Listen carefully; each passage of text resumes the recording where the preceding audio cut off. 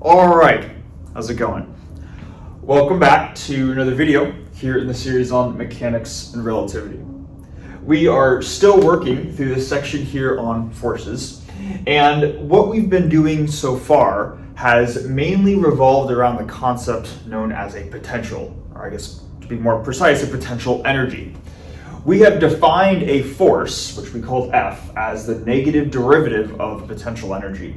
And a lot of what we've been doing so far has been trying to come up with either the equations of motion or the solution to the equation of motion by starting with a potential energy term, using it to define a force, and then if we'd like, we could use that to define ultimately the position or the trajectory of a particle, right? And what we were doing in the last video had to not so much do with actually solving differential equations themselves, whether it was first order or second order, although we did touch on using the principle of conservation of energy to get a first order differential equation for our equation of motion. But really, I would say the main focus of what we were doing in the last video kind of revolved around a general type of picture, something along the lines of this, right? Where regardless of what the form of our function, the form of our potential v of x was, we could in theory plot that potential out, and it might have some general shape that looks like this. And we saw that without even having to solve any differential equations, we could learn a lot about the subsequent motion of a particle in this potential right here, right? And kind of the physical intuition for how we could think of this potential, right? We said we could think of the potential as a terrain that we're sort of traversing through, where we have kind of these valleys right here and these low points, then we have these hills right here and these high points. This would be an accurate way of thinking of a potential as a terrain if our potential was a gravitational potential energy. Again, the reason why is because the gravitational potential energy, let's actually just write it out while we're here.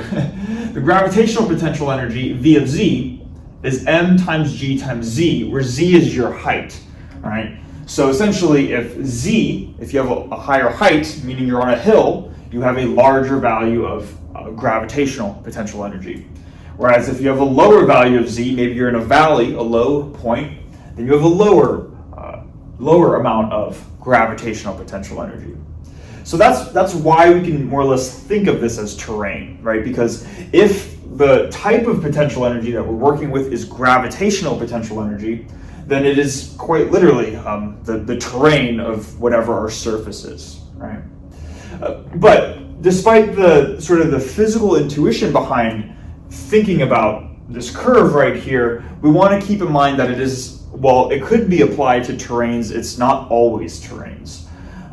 We could just as easily have an electrical potential energy term, where this is going to inherently depend on an electric field, which we'll get into in later video series, right?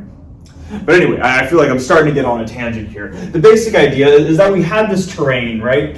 And we based sort of the subsequent motion of a particle in this terrain off of two principles, or two main ideas. The first was just using our knowledge of calculus to be able to find the fixed points of the terrain, right? Just meaning the local maxes, the local mins, and the potential saddle points, right? And then using our knowledge of calculus to say, okay, what does that mean then for the subsequent particle? Obviously, they're going to be stationary right there, but also if we have a local max and we deviate from the local max, then we're going to, it's what we call an unstable fixed point. If we go a little bit to the left, we're not going to return back to the fixed point, right? We're going to continue to go down the hill. Same thing if we were to a little bit to the right of the local max right here. Conversely, if we had a local min, maybe right here, and we were to deviate just a little bit to the left or the right, then we would start to sort of just oscillate around this local min. And for small oscillations, that could be approximately modeled as a harmonic oscillator, which is why people care about them so much, right? So that was the first principle, using calculus to more or less get a basic idea of trajectories. But then if you remember, we also use not a mathematical principle, but a physics principle, we used the idea of conservation of energy, where we could draw a line for the total energy of a particle, and that could more or less tell us if we were to place a particle at different locations, would it be able to get over the hill, or would it be sort of constrained and would be forced to oscillate within a certain region of the terrain, right? So I guess that's maybe a little bit more detailed of a summary than I was initially intending on giving, but that's what we talked about in the last video, right? Now, I want to keep in mind sort of the big picture context of what we've been doing so far. We've been talking about forces in terms of a potential, but if you remember a couple of videos ago, we introduced the three assumptions that we were going to work under, at least in the beginning, to keep things simple, right? The first assumption is that we were just going to work with a single particle, a single object that we were interested in. This might be one bird, or one coffee cup, or just a single object, right? Second assumption is we were assuming we were working in one spatial dimension, which is why our potential V just depended on one spatial coordinate x. And then third, this is kind of a mathematical condition right here, but if you remember, a general vector field F to describe a force could depend on a particle's position, a particle's velocity, and the moment in time that we're looking at that particle, right? But we said, let's not look at a general force like this acting on a particle, but rather kind of a specific form where the force only depends on the position of a particle. It does not depend on the velocity or the time. So we were able to just say, let's pretend that whatever force we're working with, it does not depend on these two coordinates right here. So the fact that the force was only position dependent, and then in turn, because we're working in one spatial dimension, that means that both of these quantities, F and R, have only one component, so we can just write it as f of x without any vector notation, right? So these were the starting assumptions to keep things relatively simple in learning the framework of starting from a potential and then using that to derive a force.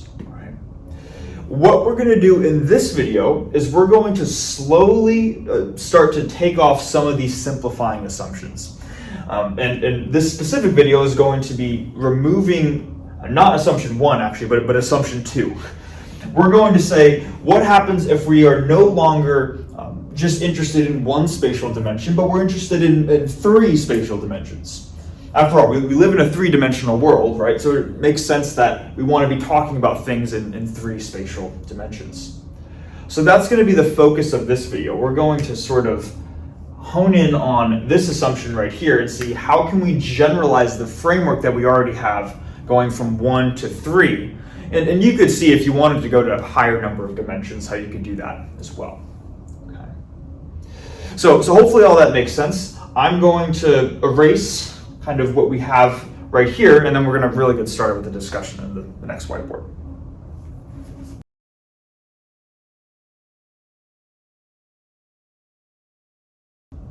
All right, so we're going to start this discussion kind of by making 2 sort of columns here, where the first column is what we've been doing so far in 1 spatial dimension, and then over here, how can we generalize it going to 3 spatial dimensions, okay?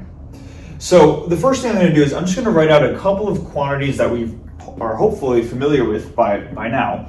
We're going to just look at 2 main equations. The first equation is going to be the equation for the total energy of a particle in 1 dimension. We denoted the total energy as the letter E, and we said that the total energy was a sum of 2 terms, a kinetic plus a potential energy term. The kinetic energy term always had the form 1/2 m times the velocity, or x dot, the time derivative of the position, squared. And this was the kinetic energy regardless of what system we were working with. And then our potential energy term, that was more general, right? We said it was some scalar function v, which depended on the single spatial coordinate, which we called x. So this is how we denoted the total energy of a particle. This is going to be our first equation. And then the second equation that we have worked with, it was actually just on the previous whiteboard, was how to relate the force exerted on a particle to the potential energy of the particle, or the potential energy that the particle exists within. And we had this equation, f of x is equal to the negative derivative of the potential, right? So these are the two equations that you've been seeing throughout the last couple of videos. And now what I want to do is I want to say, how can we generalize these two equations in 3 dimensions? We're going to start with the energy. And I guess it doesn't really matter which one we start with, but it looks like I wrote the energy first, so that's what we're going to start with. The first thing that we should make note of is that energy here is a scalar quantity, but so is everything else, right? Here we also have velocity as a scalar quantity. This is just a scalar function. Force is a scalar. Position inherently is a scalar. Everything on the left-hand side is a scalar, so I want to make sure that we have a good understanding of what generalizes from a scalar to a vector and what remains a scalar. Turns out, for the case of the total energy of a particle in 3 dimensions is still going to be a scalar quantity. When we refer to the total energy of something, it doesn't have components, right? It's not like we're saying, what's the energy to the left, or what's the energy up? We just say, what's the total energy of a particle, no matter how many dimensions we're working in. So even in 3 dimensions, our total energy E is still going to be a scalar quantity, but we're going to see that both of these terms generalize. And now we just want to ask ourselves, how can these terms generalize in such a way that they're still scalars? So we have a scalar plus a scalar giving us the total energy, which is a scalar. So let's start with the kinetic energy term. We're still going to have a factor of 1/2 times the mass of our particle. But now that we're working in 3 spatial dimensions as opposed to 1, the velocity of a particle is going to be a vector quantity, right? As opposed to a scalar. It's going to have 3 components. So what I'm going to do now is I'm going to write the velocity now with this arrow on the top of it. And when we square the velocity like this, we've hopefully seen this notation either in vector calculus or linear algebra, but I'm going to just write it up here again in case we'd like to remind ourselves of what this is. We should keep in mind we can't actually take one vector and multiply it by another vector, which might seem like that's what's being suggested here. But rather, when we say that we have a vector quantity squared, what that's really referring to is it's shorthand notation for saying we have the velocity of a particle in a dot product with itself. And whenever we have some vector quantity squared, it's really just that vector in a dot product with itself.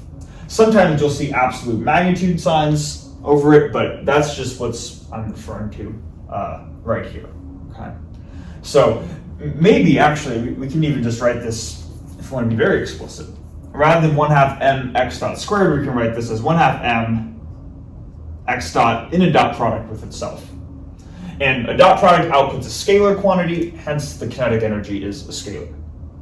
Now, moving on to the potential energy term, right? Just like with the velocity, where we are now working in 3 spatial dimensions, so that needs to be a vector quantity, same thing with position.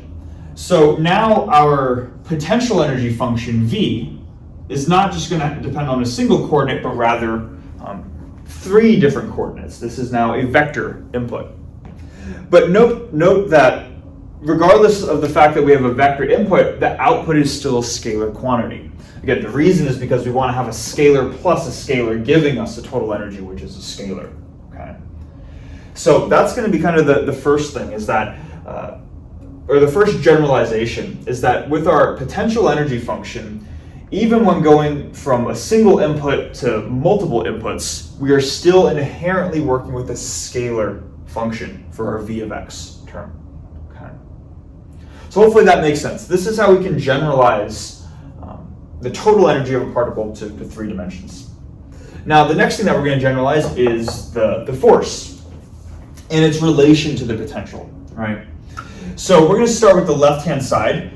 We'll maybe just start with the input to the force, the x quantity, right? And just like before, if now we're working in 3 dimensions, x is now going to be a vector quantity as opposed to a scalar. But we should ask ourselves here with the force, is the force going to generalize like how the potential did? Where we saw with the generalization of the potential, v of x still remained a scalar function. And the answer is no. For a force, you can have a force to the left, or a force in the x direction, a force in the y direction, a force in the z direction, right? So force as a concept is inherently a vector-related quantity. So F here, when going to 3 dimensions, it will generalize to a vector field. So this is going to have components to it as well, all right? So that's going to be important now because this tells us that the left-hand side of our equation is now a vector quantity. So when looking at this right-hand side here, we want to say, okay, how can we generalize the derivative so that we get a vector quantity as the output, as opposed to a scalar quantity, which is what we have right here. We're still going to have this minus sign. That doesn't change when increasing the number of dimensions. But let's ask ourselves, how can we construct a derivative such that we take in a scalar function. Remember, v of x is always going to be a scalar function. We take in a scalar quantity and output a vector quantity. This is going back to our knowledge of vector calculus, right? And maybe another hint is just to ask ourselves, well, what is the derivative of a scalar function which has multiple inputs? And well, we said that the derivative of a scalar function with multiple inputs was inherently the gradient of that scalar function. So that's going to be kind of how we generalize this equation right here. Rather than having just the negative derivative of the potential, we now have the negative gradient of the potential. And of course, the gradient takes in a scalar, spits out a vector. So we have a vector on the right-hand side and a vector on the left-hand side. So those correspond. All right. So hopefully that makes sense. That's how we can generalize from one to another. And you can see how we kind of just rely on our knowledge of scalars and vectors to almost guide us through the generalization, right? Now, one of the main sort of highlights of energy, the total energy as a concept that we've seen so far, is that it is conserved. It does not change with time. We've been able to use that pretty often so far to learn about physical systems. So a natural question that we can ask when going to 3 dimensions is, well, this 3-dimensional energy that we have right now, well, I shouldn't call it that, it's a scalar, so it's an energy but relating to a particle in 3 dimensions. Is it also conserved? Does it have that same conservation property that we had in 1 dimension? And then let's just find out, right? The way that we can test if this energy in 3 dimensions is conserved is we just take the time derivative. We take dE dt and see if the output is 0, right? So the time derivative of the energy is just going to be differentiating both of these two quantities right here. And to do this, I'm going to use Einstein's summation notation or suffix notation or whatever term you want to use, because I think that's probably easiest to see these. I'll start with this kinetic energy term. I'll just take ddt of 1/2 m, and then rather than writing the velocity dotted with itself, I'm going to write x dot I for the ith component, writing it in suffix in component form, times itself, right? X dot I times x dot I. So that's the derivative of the first term plus the derivative of this second term. So dv dt, like this. Now, with this term right here, 1/2 and m, those are both constants, so those go out front. And then we're taking the derivative of a product. So, and because the product is the thing times itself, when you apply product rule to this product right here, you get 2 factors, 2 different terms of x dot I times x double dot I. So you have 1/2 times m out here, but then you get 2 terms from product rule. So that factor of 2 from product rule cancels with this factor of 1/2 right here, and what you're left over with is m times x dot I times x double dot I, like this. Try to work through that yourself if you don't immediately see that, but hopefully that makes sense. Then for this second term right here, the time derivative of the potential energy, note that V depends on position explicitly, does not depend on time explicitly, but we can use chain rule to compute this derivative. It's not 0, even though there's no t explicitly in here. And we'll see this because through chain rule, we'll have partial v partial xi times dxi dt. All right. That's how we can write out chain rule using suffix notation. And what I'm going to do is I'm just going to replace dxi dt with x dot of I, right? Because the dot just denotes a time derivative. So that's the same thing. So rather than dxi dt, we're just going to have x dot of I like this. And this is our overall expression here. Notice by writing it this way, both of these two terms contain a x dot I in them. So we can factor that out. And what we're going to be left with here is m, I'm going to put a set of parentheses around this, m times whatever's left over, x double dot I, like this, plus partial v, partial xi, and then we have an x dot I on the outside. All right. So this is the time derivative of our energy so far. Maybe I'll just draw an arrow, so now we're going to work over here. I'm going to reintroduce not suffix notation, but to put this back into vector notation to see what we're working with. This first term is m times the acceleration. So I can write this as m times x vector double dot plus the partial derivative of v with respect to xi. If we remember our suffix notation, this is just a way of saying the gradient of v. It's a vector quantity because it has one free index. So I can write this as the gradient of v. And if we have an xi out here and the I matches the subscript indices right here, that indicates a dot product with the velocity vector, like this. So now we're saying that the time derivative of the energy is equal to this quantity right here. But let's remind ourselves what was essentially the force, right, in its relation to the potential.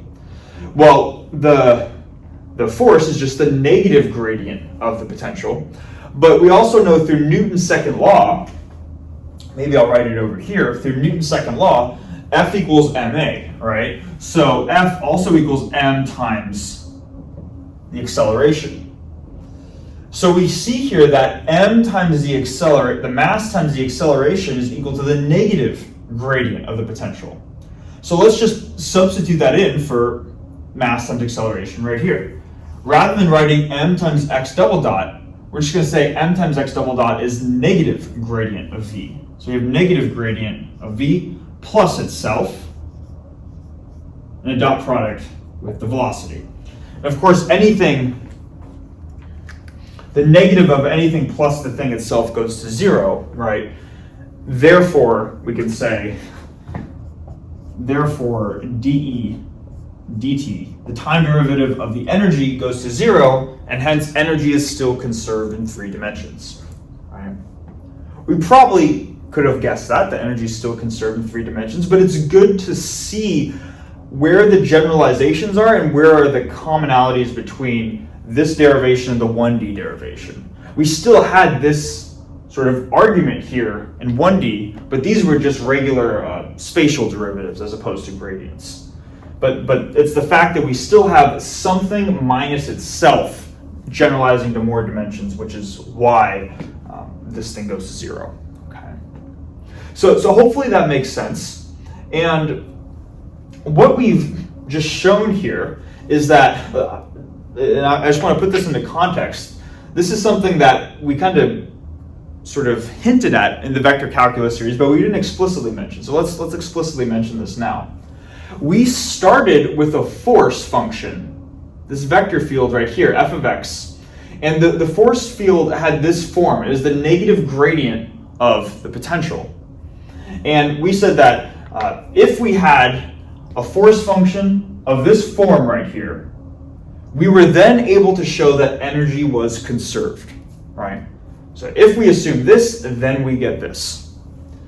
Now, if you remember back from vector calculus, what do we call vector fields, regardless of if it represents a force or not? This could be some vector field.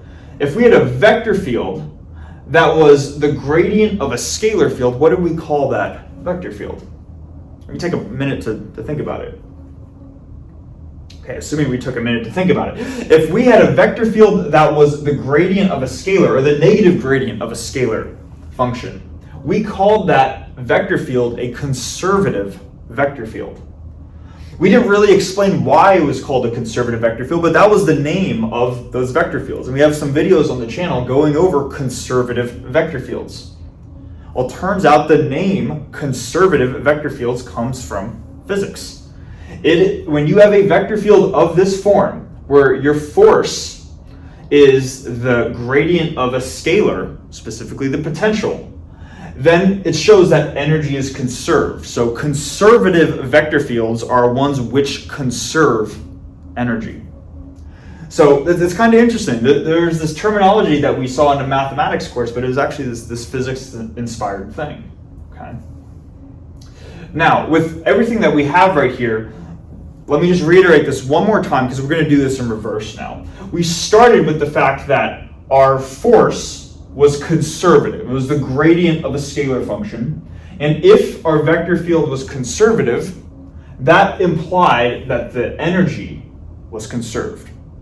We can do this in reverse now by saying if the energy is conserved, then therefore our force must be conserved. We can go backwards. And I want to do the inverse statement because it will allow us to introduce a new concept that is pretty central to physics, known as the idea of work. So I'm going to erase the board, and then we're going to go through the inverse proof, or I guess prove this statement essentially the other way and go from there.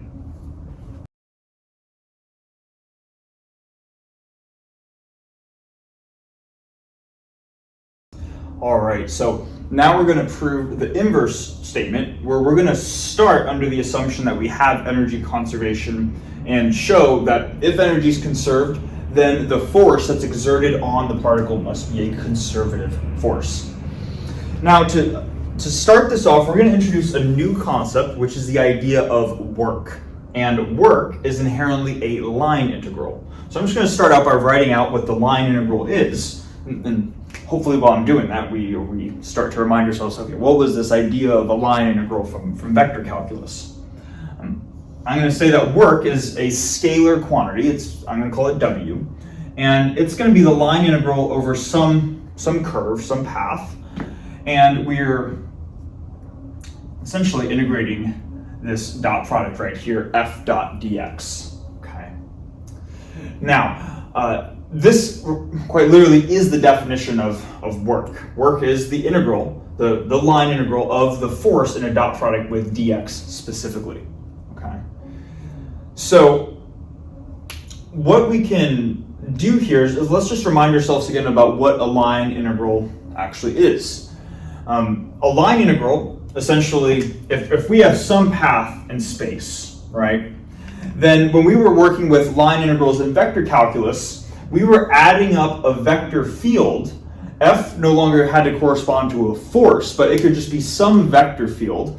And we were adding up that vector field along the path. What is the value of F here, plus here, plus here, plus here? And we would slowly add up, not slowly, but we progressively add up from some starting point to some ending point. That's conceptually what we were doing with line integrals. So now looking to here, let's use that to understand what work is. Work is inherently summing something up over a given path. And what we are summing up is the vector field F, or in other words, the force on a particle. So what that tells us is that the amount of work done, when you do a certain amount of work, you are inherently adding up the total amount of force that was exerted over a given path.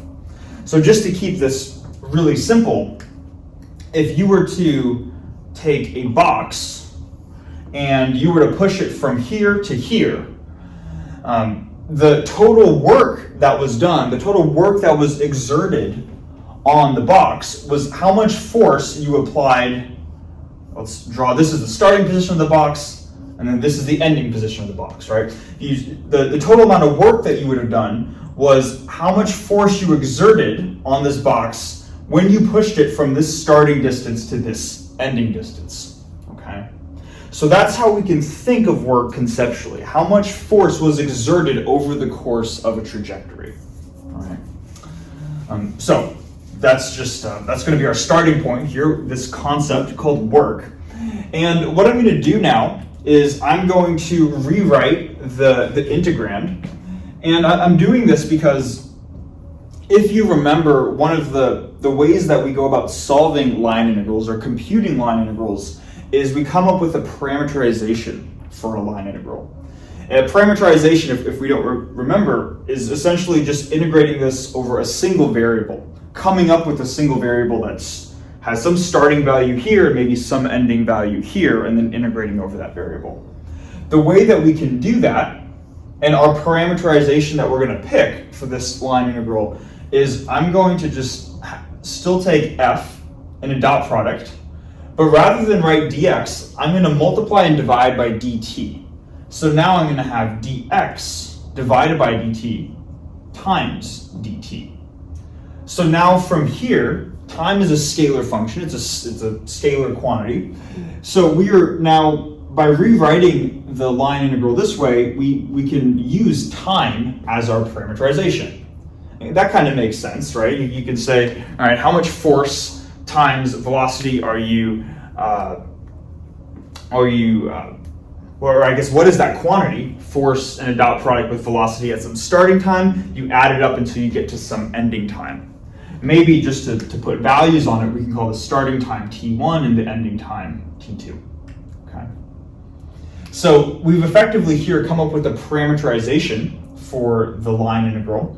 And what I'm going to do now is I'm just going to rewrite this. Still have this integral from t1 to t2. And I'm trying to think, maybe let me actually put this over here. So make sure I have enough room for everything. This is our integral from t1 to t2. Rather than writing f, let's rewrite it using Newton's second law as m times the mass times the acceleration. So I can write this as m times x double dot, right? That's f. And this is in a dot product with dx dt, or just x dot, right? dt, like this.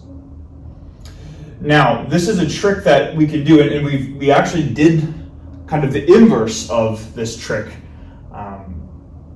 in the previous whiteboard when taking the time derivative of the kinetic energy, taking the time derivative of x dot quantity squared. Turns out that this dot product right here, x double dot, or the acceleration dotted with the velocity, that can be re-expressed as the same integral from t1 to t2. We have this factor of m, the mass, that's just a scalar, but we can rewrite this as the time derivative of 1/2 x dot squared dt. All right, so just replacing this dot product right here with this time derivative. And we, again, the previous whiteboard, we kind of started with this quantity and ended up with this quantity right here. We're just doing the reverse of this. Now, of course, because m is a scalar quantity, it's a constant, we can move it in and out of the derivative. So that's why I left some room here purposefully. I'm just going to move the mass inside. And now let's see what we have, right? We have a line integral that's parameterized by time, and we're starting from and we're integrating over time. What are we integrating? We are inherently integrating the derivative, the time derivative of some quantity. We learned from vector calculus, this is a way to essentially generalize the fundamental theorem of calculus, that if you have the integral of the derivative of some quantity, that was just equal to this quantity right here at the two endpoints, the lower bound and upper bound of your integral, right? One more thing before we go on to that, let's just remind ourselves, what is this quantity here in parentheses? 1/2 m times x dot squared. Well, that's just the kinetic energy, right? That's what we saw in the previous whiteboard. So rather than writing this whole thing out, I'm just going to write uppercase T to denote the kinetic energy. And again, if this is the kinetic energy, what this overall integral equals is the kinetic energy T at the final time, T2. And I realize there are a bunch of T's, but unfortunately time is the lowercase t and kinetic energy is often the uppercase T. But we have the kinetic energy at some final time T2 minus the kinetic energy at some starting time T1. So we did some mathematical manipulations here. We started with this idea of work, and we've ended up showing that work is equal to the difference in kinetic energy from some starting to ending time, right? Now, we might say, okay, but this can get a little bit sort of, it might feel like a bit of a tangent from what we're actually trying to show. We actually want to show that if we start with energy conservation, we get that our force field is a conservative vector field. So to keep in mind this big picture idea, what we're actually trying to do, I'll write some stuff over here. Let's just write out our starting sort of assumption. We're assuming that energy is conserved in our system. The way we can write that is that the starting energy, E, or let's maybe not write EI for E initial, let's write E at some starting time, E1, is equal to E at some ending time, E2. That's what it means for energy to be conserved, right? The total energy. Now, if the total energy is split into a sum of two terms, I can write this then as the kinetic energy at T1 plus the potential energy at T1. This is just another way of writing the total energy at some T1, right? This needs to equal the total energy at some time T2. So this needs to equal the kinetic energy at T2 plus the potential energy at T2, right? Now, this is our starting assumption here. Let's see what we have here so far. Right now, what we have so far is this quantity, the scalar quantity called work, is the difference in kinetic energies. So let's just rearrange this equation so we get the difference in kinetic energies. The way that we would do that, we still have T at T2 on this side, right? So let's subtract T of T1 over to the right-hand side. And to get this by itself, we need to subtract V of T2 over to the left-hand side. So we get V of T1 minus V of T2, like this. Okay. And now what we've done in doing this, we started with work, related it to a difference in kinetic energies, and if we assume that energy is conserved, then the difference in kinetic energies is related to a difference in the potential energies. Notice though, it's not exactly the same difference. T of T2 minus T of T1 is on the right-hand side, but we have V of T1 minus V of T2. It's like the T's sort of swap places, right? But there's a reason for that. We'll see that soon enough. So this is the relation that we get right here between differences in kinetic and potential energies if our total energy is conserved. And now we're going to really start to connect the dots. Because if this difference in kinetic energies was equal to work, or this line integral, and it's equal to this, then let's just set this equal to work, right? They equal the same thing. This and work equal the difference in kinetic energies. So now what we can do is we can say that work, which is, we started off as this line integral of C of f dot dx, our starting expression, if it's equal to the difference in kinetic, it needs to also equal the difference in potential energies. V of T1 minus V of T2, right? Now, sort of one more thing that we're going to do, and then we're going to have to pull from our knowledge from vector calculus. What can we do, or how can we rearrange this so we have T2 in the front and T1 in the back? we just sort of pull out a minus sign, right? So rather than having this difference right here, I'm going to write minus v of t2 minus v of t1, like this. Okay. Now, it's at this point where we're going to pull from our knowledge of vector calculus, where if we were to parameterize this the same way as we did right here, where we start at some starting time t1 and some ending time t2, and the integral of this vector field equaled the difference of some function at the endpoints, right? This would be the parameterization, and it equals a difference of something at the upper bound, t2, minus something at the lower bound, t1. If that was true, where the integral only depended on the endpoints, it didn't depend on the path that was taken, that was one way of implying that your force was a conservative force. That was a property of conservative forces. The integral of a conservative force only depended on the value at the endpoints and not the intermediate path taken, not the value of this curve that we drew right here. So it's that property that allows us to say that because the line integral of this equals something at the upper bound minus something at the lower bound, therefore, f is a conservative force. It is the gradient of something. Is it the gradient of v? In other words, is f the gradient of v like this?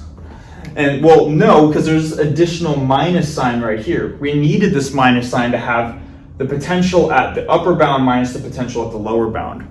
So that's why there's this mismatch. We have t of t2 minus t of t1, v of t1 minus v of t2. They're off by a minus sign. That minus sign is what shows up right here. And that's that consistency that we've seen, that the force is equal to the negative derivative of the potential and not just the derivative by itself. Okay. So kind of a cool proof, and it introduces this new fundamental quantity that we'll see in a lot of physics courses called work. All right. Now, the next thing that we're going to do, and we're almost done at this point. I know this is kind of a fair amount to cover already. This video is introducing potentials in 3 dimensions. So in the case where our potential energy depends on up to 3 spatial coordinates or even more, right? What we're going to do to finish off the video is we're going to say what happens if our potential doesn't just depend on x as a vector, but a specific combination of our coordinates. It doesn't just depend on x, y, and z, but in a specific way. Forces that are defined in terms of special types of potentials that we're going to see are called central forces. So we're going to introduce the idea of central forces and just a couple of basic implications of central forces, and then we'll call it for this video.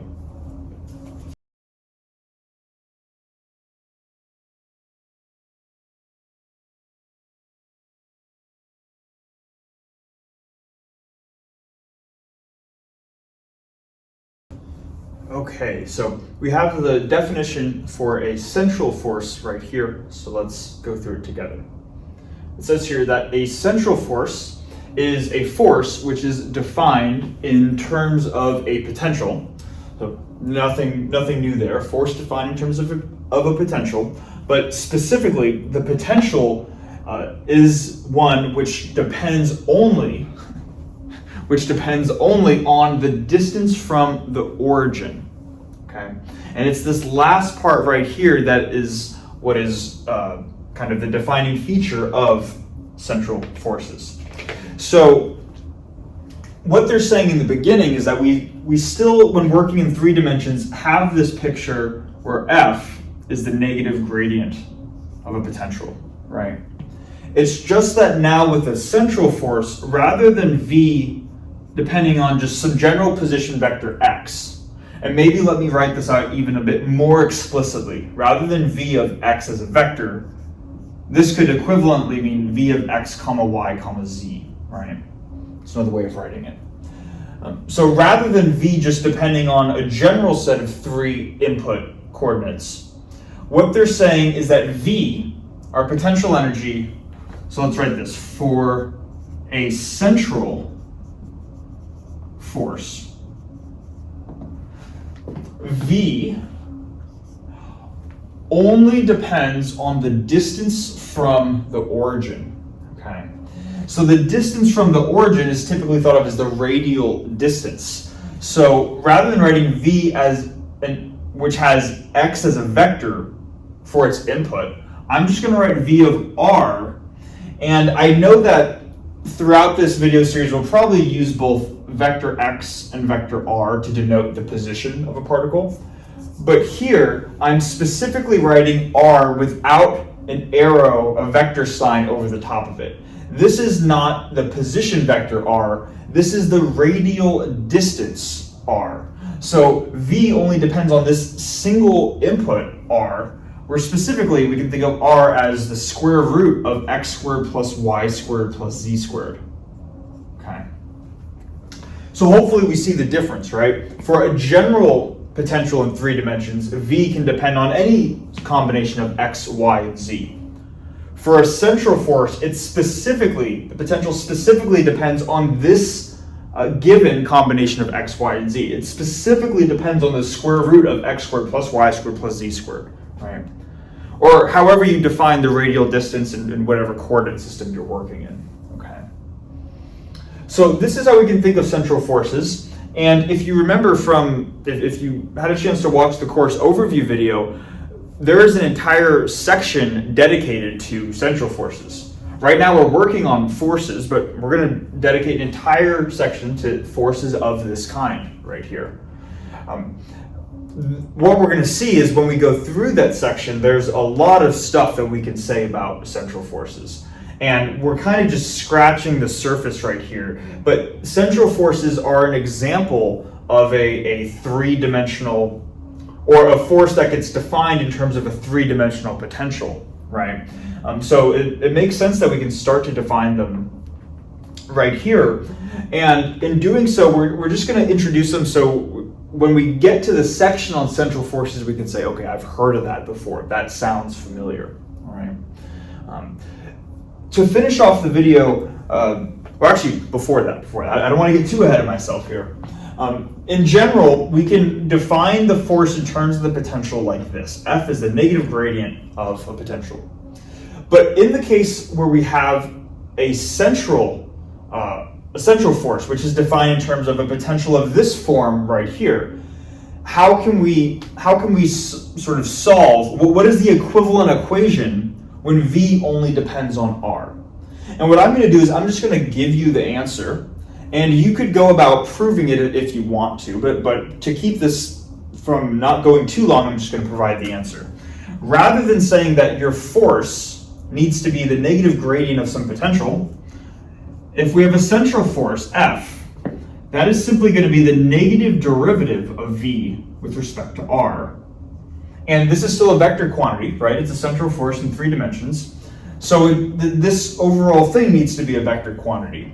We have just the negative derivative with respect to R, the single coordinate associated with V right now, and then we have the R hat unit vector, the radial unit vector, okay? So this is kind of nice. This tells us that when we have a central force specifically, where our potential only depends on the distance from the center, we no longer need to calculate a gradient and get I hat, J hat, K hat components. We know that we're just going to have a radial component, and its magnitude is the negative derivative of the potential. It looks very similar to the 1D case, right? Which makes it kind of nice. Now, if you wanted to show how you could go from here to here, I'll just give you the framework, and you can do it yourself if you want. But you would start by just writing this out in suffix notation. So on the left-hand side, rather than writing vector f, I have the ith component of the vector. And then rather than writing the negative gradient of v, I'm just going to write minus partial v with respect to partial xi, right? And then it's at this point where this derivative on the right-hand side can be expanded using chain rule. So I can rewrite my right-hand side as negative dv dr, this time using total derivatives, because our potential v only depends on one input, r. And then we multiply that by partial r, partial xi, where xi could mean the x, y, or z coordinate, or whatever your three spatial coordinates are, right? In the case of Cartesian coordinates, r would be equal to this, and then you could take the derivative of r, this partial derivative. You could differentiate this with respect to x, y, or z, get a term right here, and you're going to see that this derivative ultimately equals the radial unit vector, and that's how you go through the proof. Okay. So hopefully that makes sense, at least in terms of how a central force is defined, and this is how you can calculate it. There's one more property that I want to go through before calling it, and that's going to lead us to introduce this new concept called angular momentum. So I'm going to erase the board. We're going to define a quantity called angular momentum and show what the relation is between angular momentum and central forces happens to be.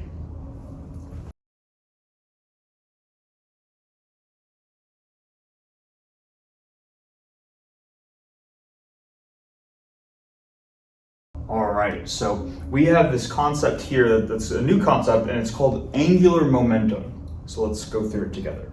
It says here that the angular momentum of a particle is defined by this expression, where the angular momentum, this is the common notation, is that it is a vector quantity. It's denoted with the uppercase letter L, so it's a vector with uppercase letter L, and it's equal to a certain cross product.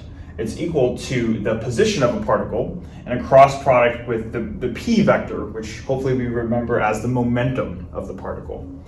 Notice now that we're calling this new quantity L the angular momentum, so sometimes to distinguish between L and p when just talking about it in conversation, people will refer to L, well, always as the angular momentum, but sometimes people will refer to p as the linear momentum of the particle.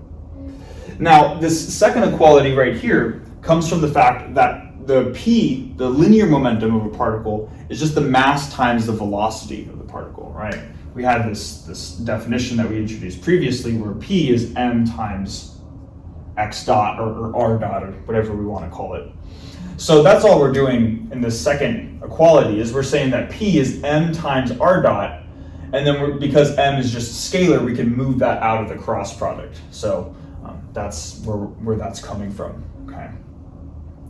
Now, a couple things to sort of make sure that we understand about angular momentum and how it's different from linear momentum, p. Okay.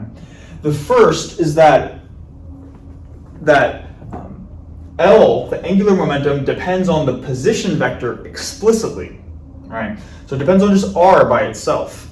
And maybe let me make this a little more analogous. Let me not write x dot, let me write r dot. Okay. So the angular momentum depends on the r vector itself, whereas p depends on r dot. And that might not seem like a huge distinction, but that has some important implications. The position of a particle, r, is kind of dependent on where you define the origin. And let's just go through an example. Let's say we have a particle that's located right here, right?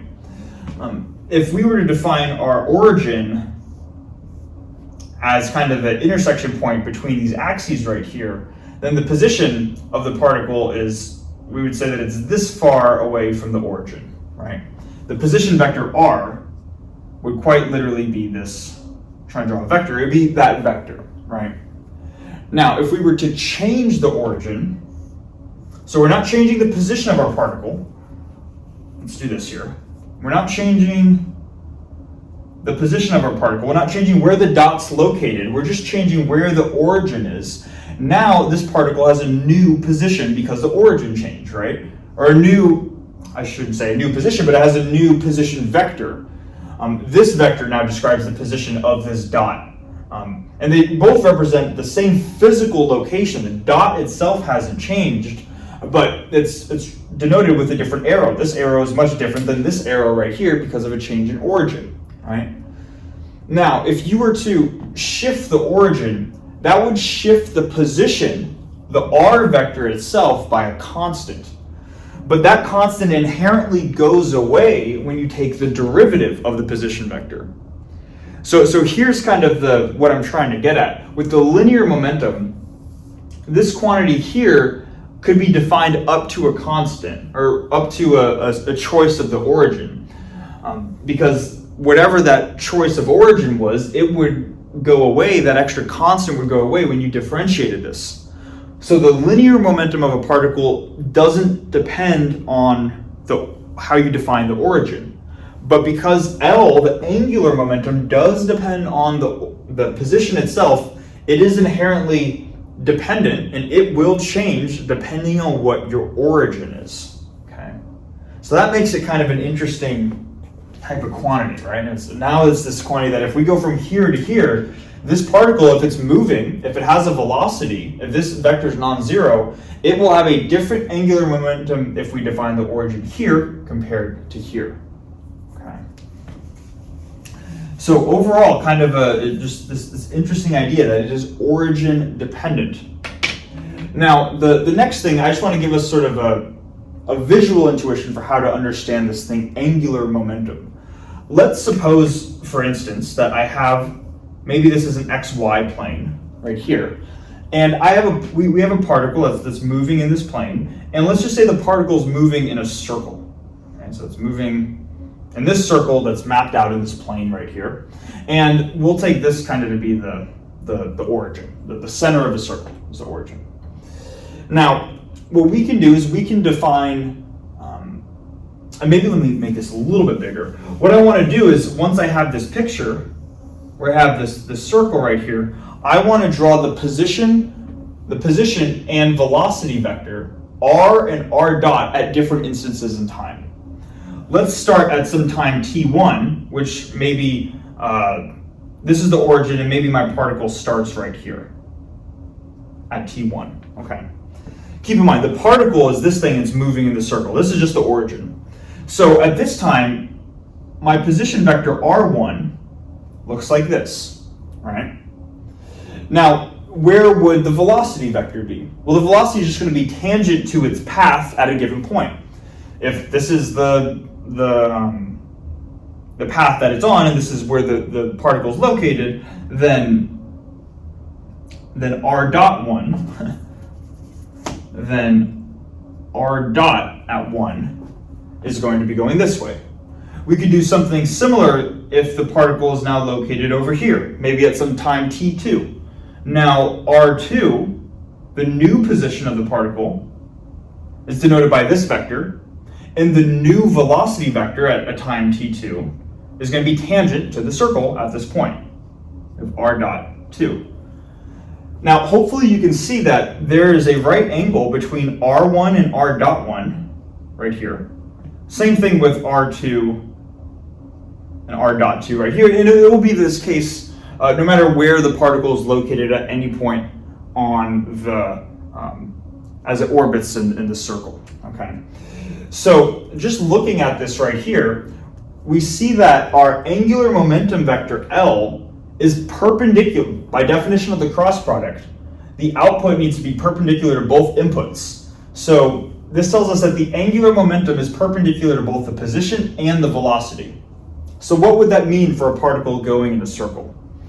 Well, if it's perpendicular to both position and velocity, we can kind of use this right-hand rule, if we remember, for cross products, where we point our fingers in the direction of the first vector, r, and I'm going to do this for r1 and r dot 1. Point my fingers in the direction of the first vector, r1, so that kind of goes out of the board, and then curl them in the direction of the second vector, which is r dot 1. Curl them in the direction of r dot 1 like this, and my thumb points to where the resulting cross product vector points. So we see that if r1 goes out of the board, r dot 1 goes to the right, then that will give us an angular momentum vector pointing upwards of L. Okay. And this is kind of the common scenario that a lot of people, including myself, think of when they think of the angular momentum. You think of something orbiting, or something sort of circulating around a path, and then that path sort of forms a circle. It does not need to form a circle, but often intuitively we think of some circular path, and then the angular momentum vector points perpendicular to the plane that is enclosed by the path. It's perpendicular to the area of the circle. So if the circle is oriented like this, where my palm is, the angular momentum vector would be pointing this way, perpendicular to the area of the plane. Okay. So hopefully that makes sense, just introducing what angular momentum is. And the last thing that we're going to do before calling it is we're going to show that the reason why we're introducing angular momentum right now is because it is in fact a conserved quantity when working with central forces. So I'm going to write that out, we're going to prove it, and that'll be it for this video.